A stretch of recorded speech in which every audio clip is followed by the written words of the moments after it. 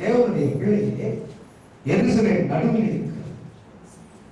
எருசலேம் நடுவில் இருக்கிறது. நன்றாக கவனி. ஆகவேதான் சொல்லுங்க, பார்க்கக்கூடிய ஒரு பரலோகம் எருசலேம் நடுவில் இருக்கிறது. அதனுடைய இந்த பகுதியிலே ஒலிவ மலை இருக்கிறது. நான் ஒரு எருசலேமுக்கு அழைத்து செல்கிறேன். ஃப்ரீ விசா தெரியுமா? வேணாம் சொல்லி நான் மாட்டேன். இது தேவனுடைய சனமே. இந்த கண்களுக்கு தான் இந்த உலகத்தில் வட்டம் இருக்கிறது. ஸ்தோத்திரம். ஐ ஆஃப் த ஸ்பிரிட், ஸ்பிரிச்சுவல் ஐயை நான் சொல்லவில்லை, ஆவிக்குரிய கண்கள் என்று சொல்லவில்லை, ஆவியின் கண்களை சொல்கிறேன். ஆவியின் கண்களை சொல்கிறேன். ஐ ஆஃப் த ஸ்பிரிட், அதற்கு எல்லை இல்லை. ஜபத்திலே உட்கார்ந்து அவைகளை திறந்தார், உலகத்தில் எங்கும் காணும். ஆகவேதான் சொல்றார் ஐ ஆஃப் த ஸ்பிரிட். எனக்கு வாய்ப்பு இருக்குமானால் மறுபடியும் சிலர் ஒரு பொழுது பேசுகிறார், நிற்கிறார், எழுதியிருக்கிறார், ஜபிக்கிறார். தூரமாக எருசலேமின் தூரமாக ஒரு ஆலயத்திலே 30 வெள்ளிக்காசை வாங்கிக் கொண்டு படி இறங்குகிறான். ஆசாரியன் வீட்டிலிருந்து யாரு? ஸ்தோத்திரம். கர்த்தர் சொல்லுகிறார், எழுந்திருங்கள், என்னை காட்டி கொடுக்கிறவன் வந்து விட்டான்.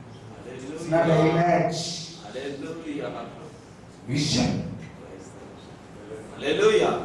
அவர் இயேசுங்க, அவர் கர்த்தர்.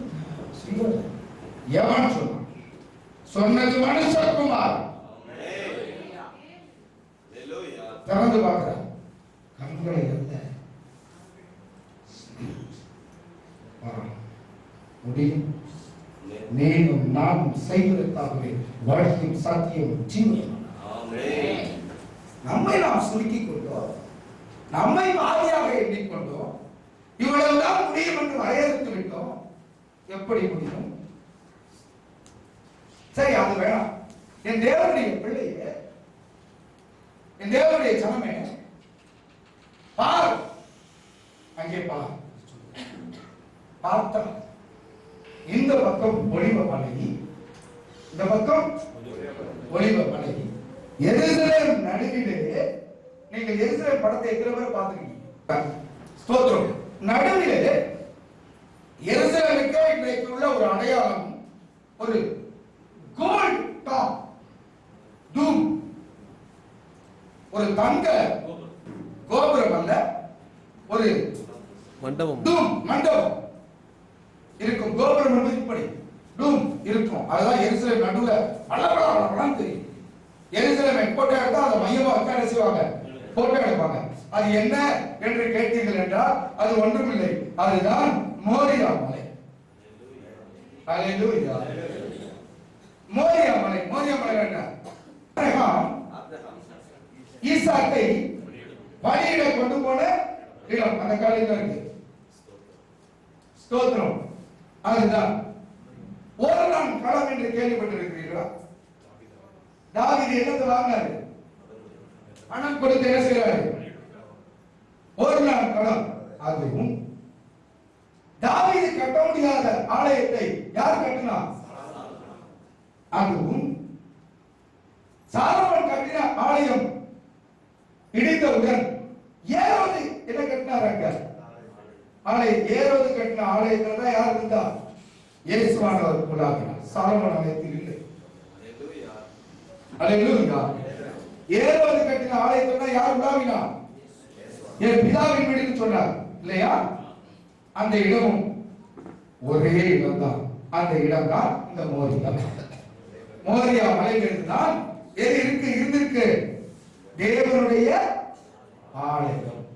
இயேசுவானவர் உலாவின ஆலயம், பிதாவின் வீடு என்று சவுக்கால் அடித்த ஆலயம் இதுதான். அதுதான். ஸ்தோத்திரம். அப்போ ஒலிவ மலை நடுவில் என்னது? ஜெருசலேம் நடுவிலே மோரியா மலை. அந்த மலையில என்ன இருக்கு? கர்த்தருடைய தேவாலயம். அதற்கு அடுத்தது, அதற்கு நேர் பக்கம், அடுத்த பக்கம் எருசலேமுடைய அடுத்த பக்கம் புறம்பே, எருசலேம் பழைய சுவருக்கு புறம்பே கல்வாரி மலை. அல்லேலூயா. நான் மெதுவாக உங்களை கொண்டு போகிறேன். ரொம்ப தூரம் கொண்டு போனா மூச்சருக்கு எத்தனை மலை ஏறி இருக்குது. அல்லேலூயா. அல்லேலூயா. அல்லேலூயா. ஸ்தோத்திரம். இந்த மலை என்ன மலை? ஒலிவ மலை. நீங்க இப்ப ஒலிவ மலையில இருந்து பார்த்துட்டு இருக்கீங்க. நடுவுல எதிரன் பள்ளத்தாக்கு. எருசலேம் நடுவுல என்ன மலை? மோரியா மலை. ஸ்தோத்திரம். அதுக்கு அடுத்த மலை என்ன? அல்லேலூயா. எருசலேம் உள்ளே மாட்டிக் கொண்டிருக்கிறார். அல்லேலூயா. அப்ப எத்தனை பிள்ளை வச்சிருக்கார் கர்த்தர். ஐயா, நான் சேலத்துக்கு வரும்போது பார்த்திருக்கேன். ஏறக்குறைய 10 வருஷமா சேலத்துக்கு வந்துட்டு இருக்கேன். சேலம் ஜனங்கள் நீங்க கவலைப்படுறீங்கன்னு தெரியல, எனக்கு ஒரே கவலையா இருந்துச்சு. என்ன தெரியுமா, நான் பேச வந்தது கண்மலை பார்க்கிறேன். நான் சேலம் வரும்பொழுதுலாம் பார்த்த மலைகள்லாம் இப்பொழுது பாதியை காணும். மலையை வெட்டி வெட்டி, ஐயா உங்களுக்கு ஒன்று தெரியுமா, நான் சயின்டிஸ்ட் இல்ல. அல்லேலூயா. அல்லேலூயா. நான் சயின்டிஸ்ட் இல்ல, எனக்கு சயின்ஸ் தெரியாது. ஆனா கர்த்தருடைய வேதத்திலிருந்து ஒன்று சொல்றேன். மலைகள் என்றால் என்ன தெரியுமா? மலைகள் பர்வதங்கள் என்ன தெரியுமா? என்ன தெரியுமா?